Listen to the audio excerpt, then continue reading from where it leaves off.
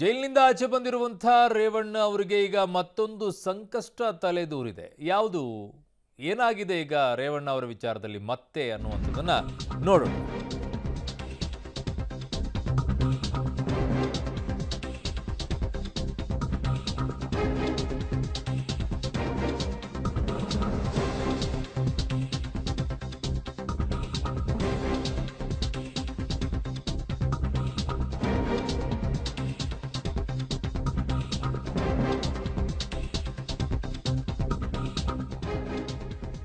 ಜೈಲಿಂದ ಬಂದಿರುವಂಥ ಎಚ್.ಡಿ. ರೇವಣ್ಣ ಅವರಿಗೆ ಮತ್ತೊಂದು ಸಂಕಷ್ಟ. ರೇವಣ್ಣ ವಿರುದ್ಧ ಹೊಳೆನರಸೀಪುರದಲ್ಲಿ ಲೈಂಗಿಕ ದೌರ್ಜನ್ಯ ಪ್ರಕರಣದಲ್ಲಿ ಜಾಮೀನು ಪಡೆಯಲು ಈಗ ರೇವಣ್ಣ ಮುಂದಾಗಿದ್ದಾರೆ. ನ್ಯಾಯಾಧೀಶರ ಮುಂದೆ ಹಾಜರಾಗಿ ಜಾಮೀನು ಪಡೆಯೋಕೆ ಅರ್ಜಿಯನ್ನು ಸಲ್ಲಿಕೆ ಮಾಡ್ತಾ ಇದ್ದಾರೆ.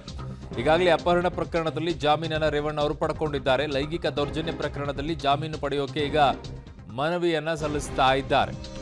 ಸೊ ಒಂದು ಕಡೆಗೆ ಜೈಲಿನಿಂದ ಬಂದಿರುವಂಥ ಎಚ್.ಡಿ. ರೇವಣ್ಣ ಅವರಿಗೆ ಕಿಡ್ನ್ಯಾಪ್ ಪ್ರಕರಣದಲ್ಲಿ ಸಂಕಷ್ಟ ಆಗಿ 11 ದಿನ ಅವರು 4 ದಿನ SIT ಕಸ್ಟಡಿಯಲ್ಲಿ, ಪೊಲೀಸ್ ಕಸ್ಟಡಿಯಲ್ಲಿ, ಅದಾದ ನಂತರ 7 ದಿನ ನ್ಯಾಯಾಂಗ ಬಂಧನದಲ್ಲಿದ್ದರು. ಅದರಲ್ಲಿ 6 ದಿನ ನ್ಯಾಯಾಂಗ ಬಂಧನವನ್ನು ಮುಗಿಸ್ಕೊಂಡು ಜಾಮೀನು ಪಡ್ಕೊಂಡು ಆಚೆ ಬಂದಿದ್ದಾರೆ. ಆದರೆ ಹೊಳೆನರಸೀಪುರದಲ್ಲಿ ಅವರಿಗೆ ಲೈಂಗಿಕ ದೌರ್ಜನ್ಯ ಕೇಸ್ ದಾಖಲಾಗಿತ್ತು. ಅದರಲ್ಲಿ ಅವರು ಮೊದಲನೆಯ ಆರೋಪಿಯಾಗಿದ್ದಾರೆ.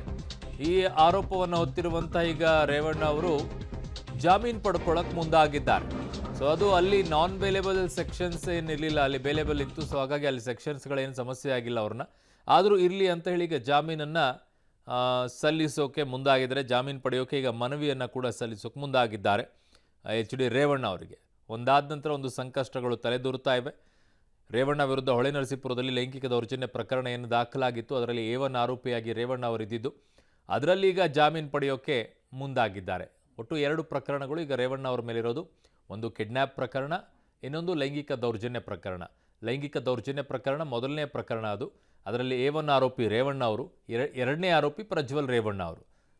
ನನ್ನ ಸಹೋದ್ಯೋಗಿ ಕ್ರೈಮ್ ಬ್ಯೂರೋ ಹೆಡ್ ಆಗಿರುವಂಥ ಮುರಳೀಧರ್ ನನ್ನ ಸಂಪರ್ಕಕ್ಕೆ ಸಿಗ್ತಾ ಇದ್ದಾರೆ. ಮುರಳಿ, ಈಗ ಈ ವಿಚಾರದಲ್ಲಿ ಏನೆಲ್ಲ ಅಪ್ಡೇಟ್ಸ್ ಬರ್ತಾ ಇದೆ? ಇವತ್ತು ಜಾಮೀನಿಗೆ ಅರ್ಜಿಯನ್ನು ಸಲ್ಲಿಕೆಯನ್ನ ಮಾಡಿದ್ದಾರಾ, ಮಾಡಬೇಕಾ ಈಗ? ಅರುಣ್, ಪ್ರಮುಖವಾಗಿ ಈಗಾಗಲೇ ಕಿಡ್ನಾಪ್ ಪ್ರಕರಣ ಏನಿತ್ತು, ಕಿಡ್ನಾಪ್ ಪ್ರಕರಣದಲ್ಲಿ ಜೈಲ್ ಸೇರಿ ಮತ್ತೆ ವಾಪಸ್ಸು ರೇವಣ್ಣ ಅವರು ಜಾಮೀನು ಮೇಲೆ ಹೊರಗಡೆ ಬಂದಿರೋಂಥದ್ದು. ಆದ್ರೆ ಮೊದಲ ಪ್ರಕರಣ ಅಂದ್ರೆ SIT ರಚನೆ ಆಗೋ ಸಂದರ್ಭದಲ್ಲಿ ಇದ್ದಂತ ಮೊದಲ ಪ್ರಕರಣ ಏನಿತ್ತು, ಲೈಂಗಿಕ ದೌರ್ಜನ್ಯ ಪ್ರಕರಣ, ಅದು ರೇವಣ್ಣ ಮತ್ತು ಪ್ರಜ್ವಲ್ ರೇವಣ್ಣ ಇಬ್ಬರ ಮೇಲೂ ಕೂಡ ದಾಖಲಾಗಿತ್ತು. ಆ ಸಂದರ್ಭದಲ್ಲಿ ಅದು ಆ ವಿಚಾರಕ್ಕೆ SIT ಅಧಿಕಾರಿಗಳು 3 ಬಾರಿ ನೋಟಿಸ್ ಅನ್ನ ಕೊಟ್ಟಿದ್ರು, ವಿಚಾರಣೆಗೆ ಹಾಜರಾಗಿ ಅಂತ ಹೇಳಿ. ಆದ್ರೆ ಆ ವಿಚಾರಣೆಗೆ ಹಾಜರಾಗದೆ ನಿರೀಕ್ಷಣಾ ಜಾಮೀನಿಗೆ ಕೋರ್ಟ್ನಲ್ಲಿ ಅರ್ಜಿಯನ್ನ ಸಲ್ಲಿಕೆ ಮಾಡಿದ್ರು. ಆ ಸಂದರ್ಭದಲ್ಲಿ ನಿರೀಕ್ಷಣಾ ಜಾಮೀನು ಪಡ್ಕೊಳ್ಳುವಂತ ಪ್ರಕರಣ ಅಲ್ಲ ಅಂತ ಹೇಳಿದ ಮೇಲೆ ಅದನ್ನ ಅರ್ಜಿಯನ್ನು ವಾಪಸ್ ತೆಗೆದುಕೊಳ್ಳುವಂತ ಒಂದು ಪ್ರಕ್ರಿಯೆಗಳು ಕೂಡ ಆಗಿತ್ತು.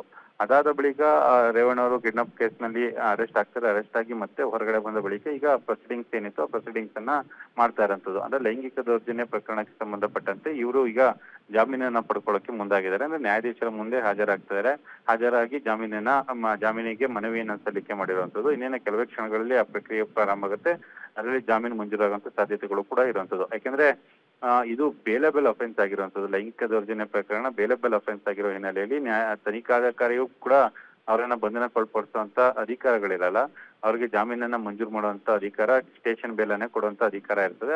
ಅದು ಅಲ್ಲಿ ತನಕ ಚಾನ್ಸ್ ಅನ್ನು ತೆಗೆದುಕೊಳ್ಳೋದು ಬೇಡ ಅಂತ ಹೇಳಿ ನ್ಯಾಯಾಧೀಶರ ಮುಂದೆ ಹಾಜರಾಗಿ ಈಗ ಜಾಮೀನು ಪಡ್ಕೊಳ್ಳೋ ಪ್ರಯತ್ನದಲ್ಲಿ ರೇವಣ್ಣ ಅವರು ಇರುವಂತದ್ದು. ಅರುಣ್, ಮಾಹಿತಿಗೆ ಧನ್ಯವಾದಗಳು. ಇನ್ನೊಂದು ಸುದ್ದಿಯಲ್ಲಿ ನಿಮ್ಮನ್ನು ಸಂಪರ್ಕಕ್ಕೆ ತಗೊಳ್ತೀವಿ.